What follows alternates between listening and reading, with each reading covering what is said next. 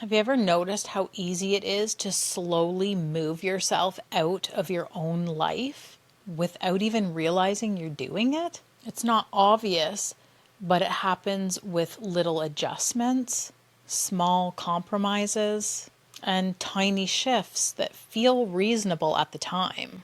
It's not like you wake up one day and decide, I'm going to abandon myself. This can happen very quietly. It happens while you're trying to be open, while you're trying to make things work. And then at some point, you don't feel grounded like you used to. Your emotions feel more reactive. Your thoughts get louder. Your body feels tense more often than it feels calm. And that's usually when women start wondering, why does this keep happening? And that's what I want to talk about today. Welcome back to This Chapter Rewritten. If you're new here, welcome. I'm Nikki. This space is where we talk honestly about relationships, emotional patterns, self-trust, and what it looks like to actually build a life that feels steady instead of constantly stressful. If you've been listening for a while, thank you so much. Your support means more than I'm sure you even realize. If you're not already subscribed, please take a minute to click subscribe so that you don't miss future episodes. Okay, so let's talk about what it means to actually center yourself in your own life. When I say center yourself, I don't mean becoming selfish. This isn't about cutting people out of your life or deciding you don't need anyone anymore. What I mean is being internally anchored again, or maybe for the first time. You know, when you're making decisions that actually feel aligned, when your body feels calm instead of braced, when you're not constantly second guessing yourself or replaying conversations in your mind. That state doesn't come from controlling outcomes. It comes from being connected to yourself. The mental clarity that comes with it, I can't even describe. And this doesn't require you to be single.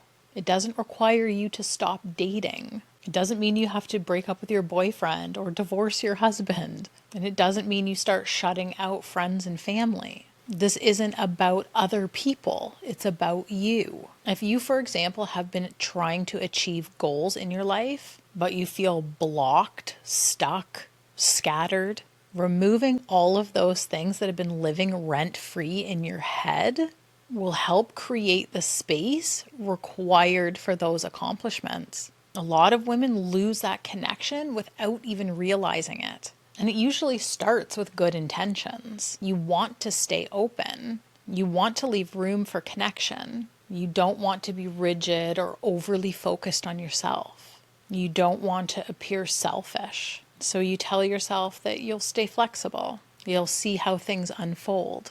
You'll make space. You'll adjust as needed. And again, none of that feels wrong. But over time, the way your life is organized starts to change. Your time starts getting shaped around things outside of you. Your energy follows, and so does your focus. And one day you realize that your own life has slowly moved out of center. Not because you chose that, but because you never consciously chose yourself. And that's where centering yourself comes in. Centering yourself is about becoming intentional again. You're able to build something, move toward something. You know what matters to you. And when that becomes the foundation, other people stop being the thing your life revolves around. Not because you push them away, but because your life finally has its own weight. When you are centered, your days start to feel intentional. You're able to build your life in a way that supports you instead of constantly adapting to all of these unknowns. Your routines have rhythm to them. Your goals aren't quietly being pushed to the side. You stop treating your time like it's endlessly flexible. You start showing up for the life that you're building, even when not everything is figured out. It doesn't feel forced, and it doesn't require constant convincing. It feels steady, grounded, and real. And from that place, men stop taking up so much space. They're still part of your life. They just aren't the thing that everything else revolves around anymore. You're not putting your life on pause. You're not organizing your life around anyone else's needs, expectations, or timelines. You're moving forward with intention. Once you start realizing that you want to start centering yourself more, the question becomes, what does that actually look like? Because centering yourself isn't something you decide once and it's done. It's something that you practice in small, ordinary moments. Most of the time, it starts with taking notice. Noticing where your energy goes automatically. Noticing what you prioritize without even thinking about it.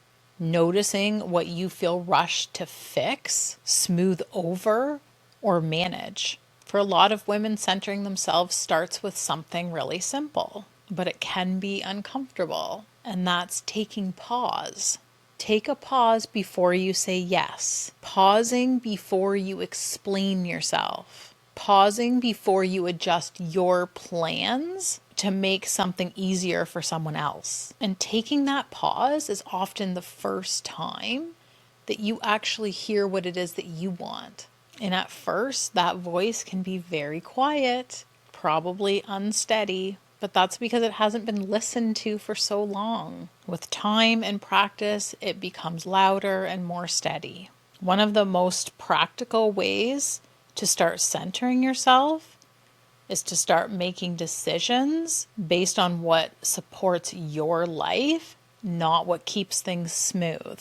That can look like protecting your routines, keeping commitments to yourself, and not automatically rearranging your schedule when someone else's needs come up. For example, you might decide that mornings are for you, for your health, your work, your peace, your goals. Centering yourself might mean not giving that up anymore, even when someone doesn't understand why it matters to you. They don't need to understand, and you don't need to explain it. And I'm going to talk more about that in a minute.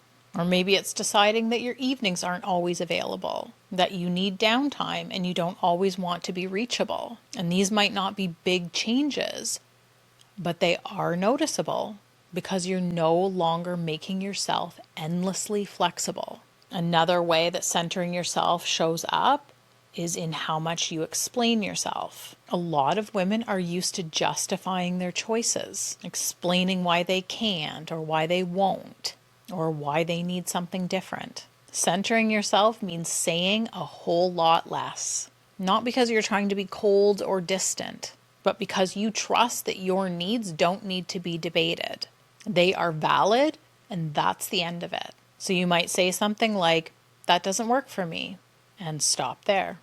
The first few times you do that, it's probably going to feel a bit awkward, maybe even rude, but it's not, and it's very important that you understand that. It's just unfamiliar. Now, this part is really important to talk about because when you do start centering yourself, there's often pushback. It's not always confrontational. It can be subtle, but people might question you more. They might seem surprised. They might even make comments like, you've changed. And this can feel uncomfortable for a lot of women. They can interpret that discomfort as a sign that they're doing something wrong. But often it's just a sign that the dynamic has changed. If you spent a lot of time being accommodating, flexible, emotionally available on demand, people get used to that version of you. So when you start honoring your time, your energy, and your priorities, it can feel unsettling to other people. Not because you're doing anything bad, but because you're no longer playing the role that they're familiar with. And that's where it's important to stay grounded with why you're doing this. You're not centering yourself to punish anyone. You're not setting boundaries to make some kind of point. You're doing it so that your life actually feels like it belongs to you. Handling pushback doesn't require long explanations or endless emotional labor. Most of the time, it just looks like being consistent, holding the boundary calmly, repeating yourself without escalating, letting people have their reaction without trying to fix it or soothe them. And that can be hard, especially for women who are used to managing other people's emotions. But centering yourself means trusting that discomfort doesn't mean damage. Sometimes it just means adjustment, and that's it. And something I want you to remember is that pushback usually fades once people realize that you're serious. When they see this isn't just some phase, that you're not going to back down from your boundaries, and that you're actually building a life that requires you to show up differently. Consistency teaches people how to treat you far more than any explanation ever will. And as you keep centering yourself, something happens. Your decisions start to feel cleaner. You don't spend as much time replaying conversations. You don't second guess yourself as much. And you don't feel pulled in 10 directions emotionally because you're not constantly negotiating your place in your own life. You already know where you stand. This is where confidence grows. And it's nothing that needs to be announced. It just comes from knowing that you're acting in alignment with yourself. You trust yourself because you're showing yourself that you matter. And that will change how you move through everything. And once you start moving through life this way, you can really feel the difference. If this episode has been helpful to you, please take a minute to like it. I really appreciate it. It helps me grow and reach more women who need to hear these types of conversations. And if you're wanting to begin centering yourself, or you're in the midst of the process and you would like support with it, that's the kind of work that I do in my coaching practice, helping women learn to stay connected with themselves. And the details will be in the description if you're interested. Take from this what fits and leave the rest. Let it sit with you. You don't have to do anything right away. And if you want to keep having these conversations, please take a minute to make sure you're subscribed. As always, thank you so much for being here. Until next time, allow yourself to take up the space that your life requires.